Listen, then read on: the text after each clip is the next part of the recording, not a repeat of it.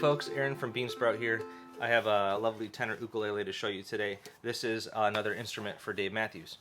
So the long story behind this goes, last summer I made two instruments for him to go back out on the road when the band started touring again. They're both Porterford cedar and walnut tenors. And all was well until they hit the rehearsal stage, and the lighting designer didn't like the bright look of the Porterford cedar tops. And they kind of have a golden look to them, but under the bright stage lights, they just look like white, and it was reflective. So anyway, we had to make a third instrument where I stained the top so that it was fit the lighting scheme.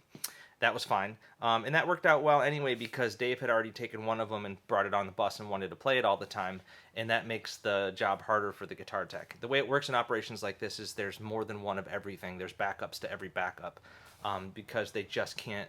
An operation like that cannot have a flaw in the system. So for this year, he's apparently playing more songs on the ukulele, and one of them's in a different tuning. So the guitar tech, Craig, doesn't like to have to retune the same instrument multiple times to different tunings in the same set. It just makes for the strings stretch and settle, and it's just annoying.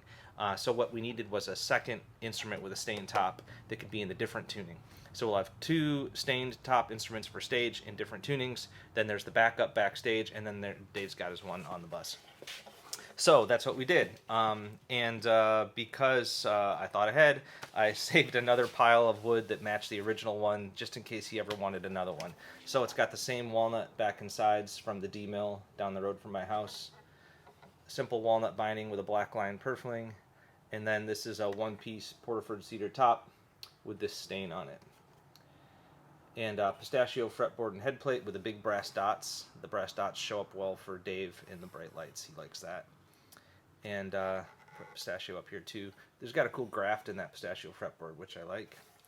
And then a fir neck this time, because that's what was on hand. A little nail hole right there to show where it came from originally.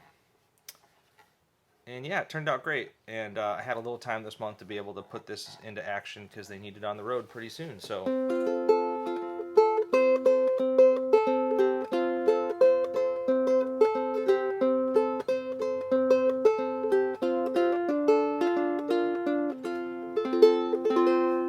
Yeah, and it's sweet. It turned out really nice. So this is number 705.